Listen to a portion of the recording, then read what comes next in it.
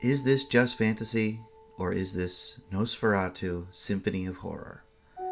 Directed by F.W. Murnau and written by Murnau and Henrik Galeen, the film is the oldest surviving adaptation of Bram Stoker's Dracula. Famously done on the DL, that is.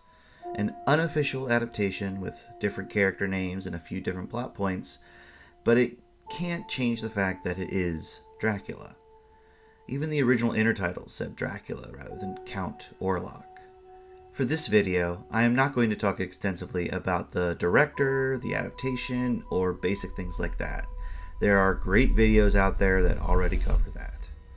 What I am going to talk about is the visual impact of the film, and a bit about the man who gave it its look. So many great images stand out in Nosferatu that imprinted on the visual representation of vampires from that moment on. Eerie shadows, uncanny movements, creepy imagery all seem like well-trodden paths now, but this is where it all began to really take shape. Much of that is thanks to the German Expressionist movement in art, but that is another story. I'm here to talk about the vampire itself. Prior to this, vampires were mainly depicted in Penny Dreadful's periodical spot illustrations and, of course, on stage in Dracula itself. The film is a moment of transition for the vampire, from vague ghoul or ghost of folklore to the embodiment of disease and evil. Vampires in folklore mostly took the form of a corpse, often the corpse of a recently deceased family member. There are vampires that take specific forms, such as the Penangalan, which is a floating head with its guts hanging down. Check out the bizarre film Mystics in Bali for that one. But as far as vampires in Europe go, they are essentially people, with regional variations like hairy palms. All this to say that the vampire had no visual panache until Murnau and Company put together Count Orlok. Orlok, played by Max Schreck, is the birth of what I would call the monstrous vampire. It is his distinct bald head, pointed ears, hooked claws, and rodent-like teeth that make him not just a living corpse, but something altogether different. Upon looking at him, he is only somewhat human, making interactions with him even more eerie and potentially dangerous. He's an unnerving sight that has walked right out of the uncanny valley.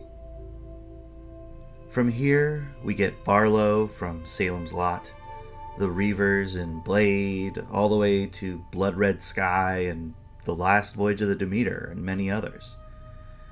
Many monstrous vampires take on more bat qualities rather than rat, but the DNA is all there in this early state. So who do we have to thank for this change in vampire imagery?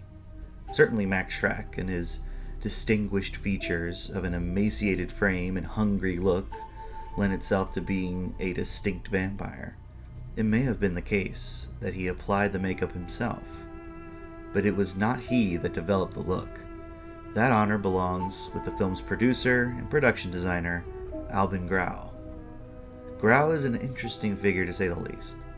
He founded the production company with specifically occult ambitions, being a theosophist and occultist himself.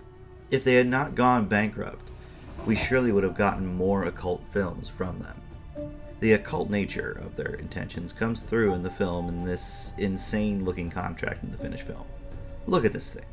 It's covered in bizarre symbols and makes no sense as a contract. I love it.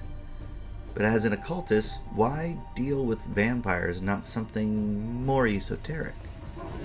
Grau apparently wanted to make a vampire film before they settled on Dracula, because in the winter of 1916, he claimed to have met a Serbian farmer that had exhumed and cremated his own father on a suspicion that he was a vampire.